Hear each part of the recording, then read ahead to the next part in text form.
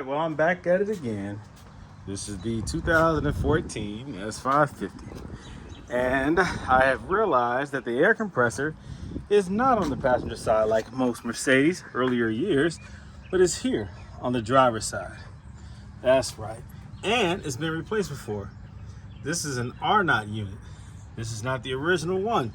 So this has failed before. Now, this is 2014. How is the air compressor failing now at least a second time? That's crazy, right? Have no idea. Now, you can supply power to that and see if it turns on. You can check the relay, check the fuse, do all those things before you replace this. And what I've done is just check the relay and the fuse. I have not supplied power to it. I already ordered another replacement. I'm just going to go ahead and install it because I don't trust anything at this point. I already replaced the strut that likely did not need to be replaced because after I replaced that, it wouldn't pump back up. Matter of fact, now the rear is low. You can't see it now, but the rear is also low on both sides. So this compressor is not pressurizing the system at all. So hopefully there are no leaks. I'll check for the obvious. I'm going to replace this pump and hopefully this thing kicks back on. So let me go ahead and start the process. This one I got actually on Amazon. I don't really care much about OEM. These cars are old, they're used, and manufacturers who make high quality, good quality equipment, they make aftermarket products. I'm not going to pay $1,000 for Mercedes when I can buy a pump for $200 from a reputable company. So I've been maintaining Mercedes myself for a long time. I'm not new at this. As they say, I'm true to this.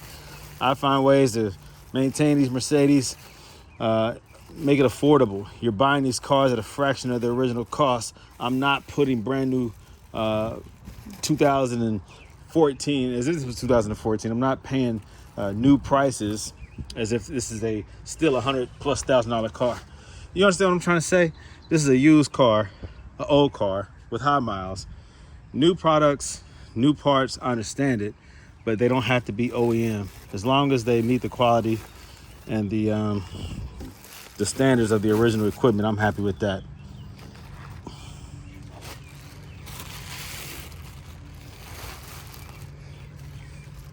So I typically will look at the new part, see how it's made, how it connects, what lines, compare it to the old. This also lets me know how to remove, what to expect, where the plugs are. All right. Does it come with any extra accessories? I doubt it. No bolts. So you use the existing hardware. These typically have a spring in it and a nut. And you have to disconnect everything and then drop it carefully.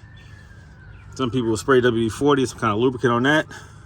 You can see it's already got a lot of wear, look at it. So it's already bouncing around in there. I don't know if the spring is in there, if it's just collapsed or what.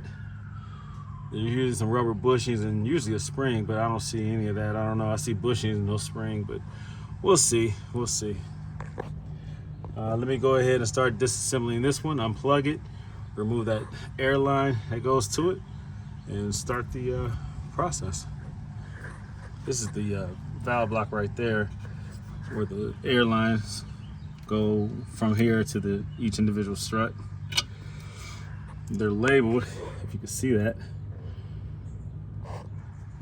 But yeah, let me go ahead and remove the old and install the new. Let me take note of something. It was real hard to unplug this from the old compressor. I mean, you're supposed to just press down on this tab here and it's supposed to release. Now, I had to manipulate it. I thought I was gonna break this thing. I'm tugging at it. I'm, working it with a screwdriver to get it off, and it came off eventually. But take a look at this. You see how burnt that is? Now that is the ground wire. Look how dark that is. Look how burnt that is. So that's usually due to current draw, too much current draw, which means typically a failing pump.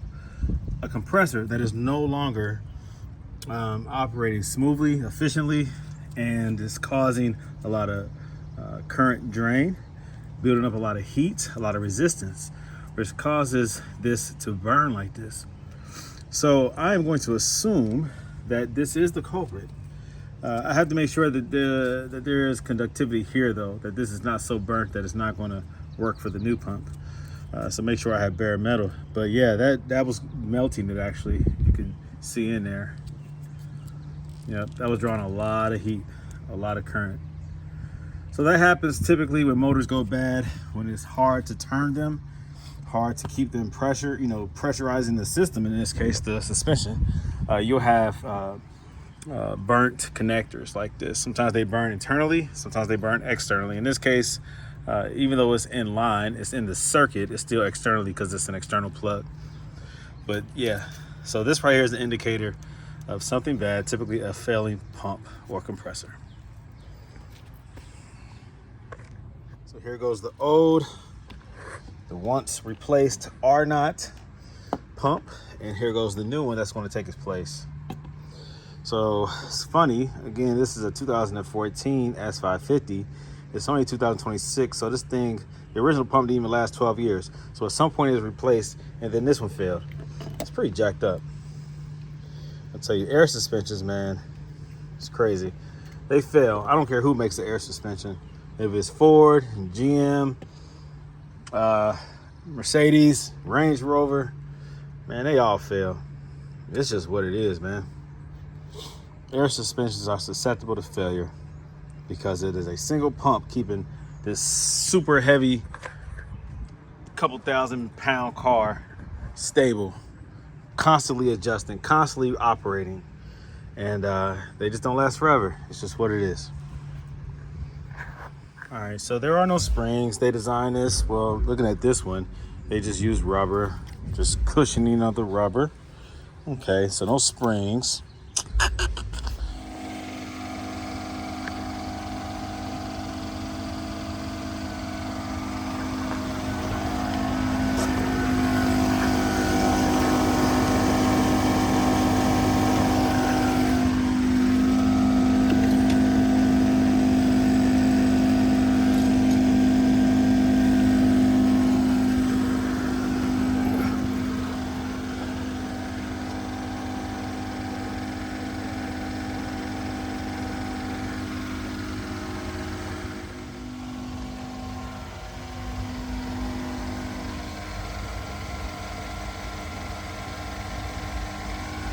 Okay, it's raising the car. All right, you hear the pump running. So when it was up in the air, the pump wouldn't kick on. It didn't kick on until I lowered the car. Now the car is raising up. So as you can see, it was the pump. At first, it came on, it attempted to raise the car, and then it shut off. So I think the run time was too long, and it didn't get the car to the height that it needed to be. That's expected because this was a new strut that was installed. There's a lot of air in the line still. It has to be pressurized. That new strut had to be pressurized. It had all the air had already come out. So it did that. It took 2 times. I had to clear it. I had to clear the code. All right, so a code came up. It said in red that the car is too low, stop car, whatever. So I cleared it on that. I brought it up, read the error code, cleared it. It activated the pump again. So it took 2 times for that pump to start up, to pressurize, to raise the car up. So it definitely was the pump. At this point, I'm going to, I put everything back in there, but I didn't tighten it like the liner. I'm gonna go ahead and do that. I had this removed just in case I had to pull the fuse out or do anything with the relay, but everything is good. The pump is good. I'm back, and it was not the strut, it was the pump. So it has a new strut on the driver's side for no reason. So that means the strut that I removed is actually good. So I'll save that.